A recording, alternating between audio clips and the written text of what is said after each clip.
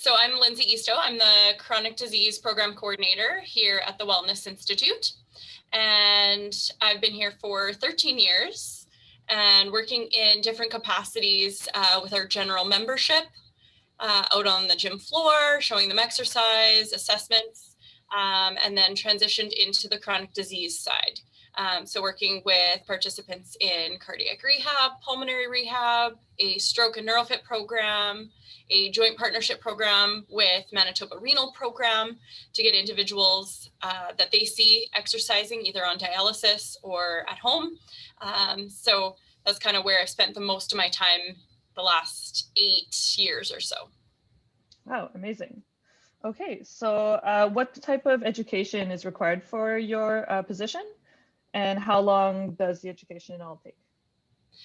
So to get hired on at the wellness in general, you do need a degree in kinesiology or related fields. And then above and beyond that, the basic certification that's required is a CSEP, CPT, or equivalent. For my position and individuals working in chronic disease programming, it's a 4-year university degree, related field of kinesiology, and a CSEP, CEP, or equivalent. Awesome. Okay, sounds good. And so how did you come to choose this career? So I actually came into this career in a roundabout way. I actually went in at the University of Manitoba for athletic therapy. I followed that through for 4 years. I did all of my fieldwork and clinical hours, got certified.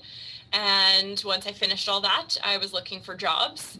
And athletic therapy, there wasn't a lot out there at the time. There wasn't anything available. So I found out about the wellness and this position, started working here thinking, I'm working in the field. I'll do it for a little bit until something comes up in athletic therapy. And that was 13 years ago. So I actually didn't really know about the Wellness Institute or other facilities like it, or what other options there were in the field of kinesiology until I started working here. And once I was here and started working with the programs and the people, I actually fell in love with this aspect of the work and have subsequently let my athletic therapy certification go. I became a CEP, and now this is my career path. That's amazing. And I think there's a lot of jobs out there that people just aren't really aware of. So I think that's a pretty common story, right? Yeah. All right. So in all your years of education, what types of courses do you find helped the most in your career? Definitely the practical CSEP, CPT prep courses.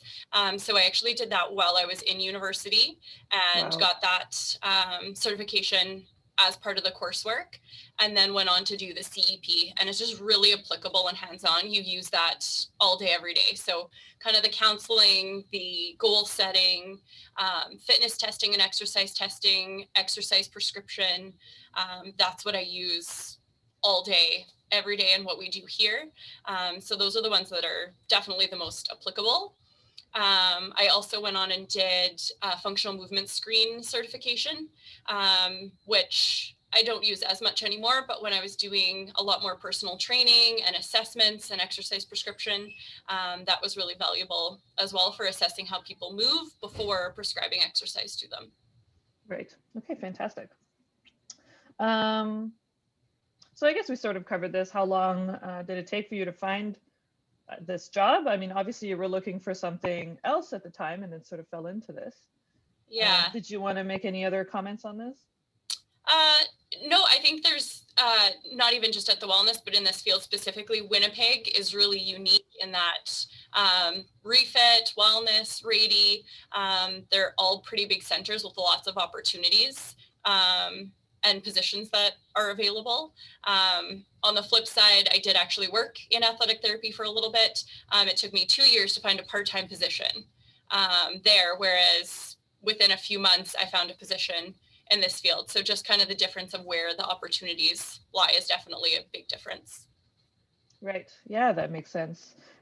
So would you say that your position is in demand? Maybe not my position specifically, but definitely like those intro positions starting out, working with the general membership. It's growing for sure. Baby boomers are aging. We know that lifestyle related illness is increasing. The whole concept of exercise as medicine is growing and kind of gaining momentum. A lot of businesses are covering gym memberships or personal training with a healthcare spending account. So I think it's, even in the 13 years that I've been involved, it's definitely grown. I know when I graduated and said I had a kinesiology degree, most people I talked to didn't know what that was or what I would do or what even kinesiology was about. So it's definitely much more common, and there's definitely a growing demand for it for sure. Absolutely, yeah, and we'll see how the long-term effects of the pandemic. Yeah, What that affect. Here we're starting to see in our pulmonary program, we're developing a post-COVID arm of our pulmonary program for individuals that have residual shortness of breath.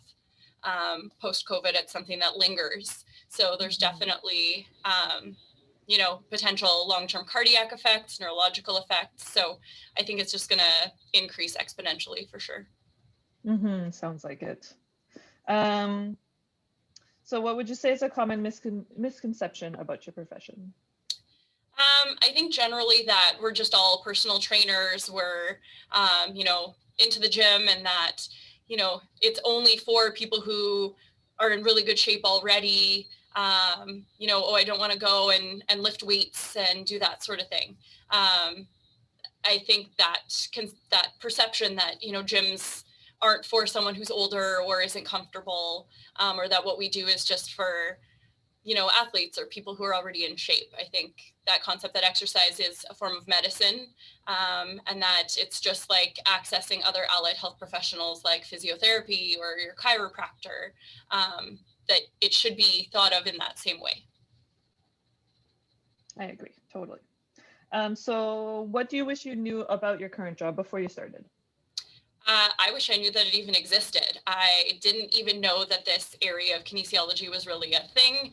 I thought it was, you go in and you become a gym teacher, or you go and do athletic therapy, or, maybe the rec side of things, but I had no idea. I kind of stopped once I got to athletic therapy, thought that it sounded like a good career, and didn't really look at what other options were out there, that a CEP was even a designation or what they did, or that there was this chronic disease side of things that there was a need for. Yeah, totally. Do you want to talk a little bit about your favorite and least favorite parts of your job? Sure. I really love the aspect, what kind of drew me to this once I started, was that you can make a pretty big impact in someone's quality of life. Going into athletic therapy, I always thought, I want to work with athletes. That's great. But they're generally already motivated. You work with them for a short window of time. The improvement might not be that big. But working with someone who's had a stroke, that can now, walk better or go to an event to watch their grandkids. Someone with shortness of breath that didn't go to an entire level of their home, and now they have the endurance and they know how to use those stairs. It makes a huge impact. So that's great. Probably the least favorite, like I said, is just not being thought of in the same way as other allied health professionals, or not being respected in the healthcare plan or system, the same as other allied health professionals are right now. Yeah, I could see that. So what type of personal qualities do you think are useful in your position? You definitely have to have really good interpersonal skills. Sometimes you're working with people who've never exercised before. They're not really into it. They don't think it's for them. You have to be able to draw out kind of what are their interests, what are they hoping to get out of, coming and joining a facility or participating in a chronic disease program, and really help tailor their experience to them. And sometimes you have to sell it a little bit, that, exercise can be enjoyable, the benefits of it. Definitely have to be kind of self-driven, self-motivated, because it is still a bit of a new profession. There aren't as many opportunities, so you kind of have to be willing to go and do the certifications and stay up to date. Things are kind of constantly changing with recommendations and guidelines and things that are out there. So definitely motivated to stay up to date and be up on top of everything that's out there to kind of set yourself apart and move ahead. What is a day in the life like for you? A day in the life now, since COVID is a little bit different. So my job's kind of split half between actually delivering programs with participants, and the other half of my job, the coordinator piece, is keeping all of the moving parts moving, scheduling staff, scheduling programs, and keeping our programs up to date with what's kind of the newest things that are available. How should we be delivering them? What's the newest recommendations and guidelines that are out there? The day-to-day stuff delivering program since last March, it has dramatically changed. So we used to do group education in person. We were showing people equipment. They were physically coming into the building. And now we're doing all of that by phone and virtually through Zoom like this. So doing a lot of just that counseling one-on-one by phone or through virtual sources with participants instead of in person. So that's definitely been a bit of a shift, a very active job where you could show people the exercises, physically see them perform, give them tips and tricks on their technique, has now moved to doing that over the phone without ever meeting them potentially in some instances, or walking through an exercise class when people are tiny boxes on your computer screen on Zoom, and that's how you're doing your group exercise. So that's Right. a big change over the last year. Yeah, that would be tough, especially with multiple people, right? Such small little windows for to see there's them. been a big learning curve for sure, but Yeah. So you basically talked about how the pandemic sort of changed your career. So let's just move on to this last question here. So what advice would you give to somebody wanting to work in the same field?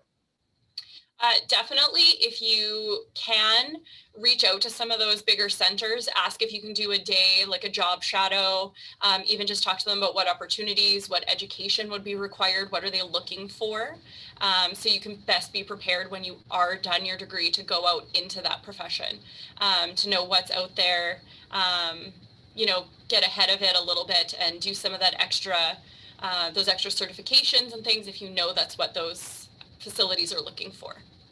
Right, absolutely. That's fantastic advice. Awesome. So that's the last of our questions. Thank you so much for speaking with us. I think it's great to get sort of the word out on these lesser known careers for people with theology degrees. And I think this was a fantastic example of that. So thank you so much, Lynnsey. Good. You're welcome.